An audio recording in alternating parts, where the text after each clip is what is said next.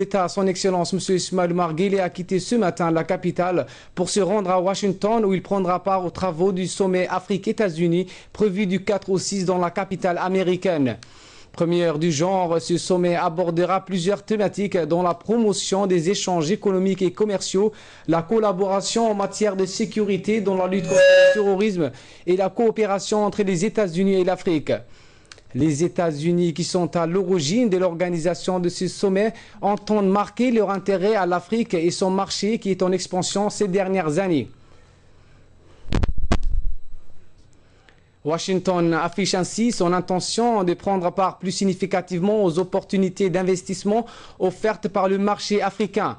Les objectifs de ce sommet sont conformes aux préoccupations de la République de Djibouti, qui va cesser de sensibiliser les hommes d'affaires et investisseurs des pays nantis comme les États-Unis sur les potentialités économiques et l'emplacement géographique de premier plan de notre pays.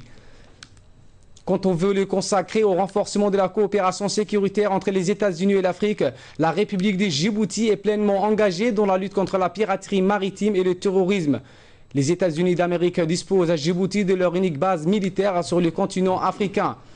Comme à l'accoutumée, le président de la République mettra à profit le déplacement aux États-Unis pour s'entretenir en aparté avec plusieurs de ses homologues chefs d'État et gouvernement d'Afrique.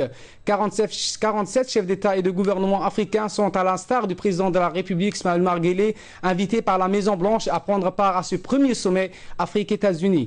Au-delà, le chef de l'État s'entretiendra également avec des hauts responsables politiques américains ainsi qu'avec d'influentes personnalités engagées dans les processus de développement et la promotion des relations internationales. Une importante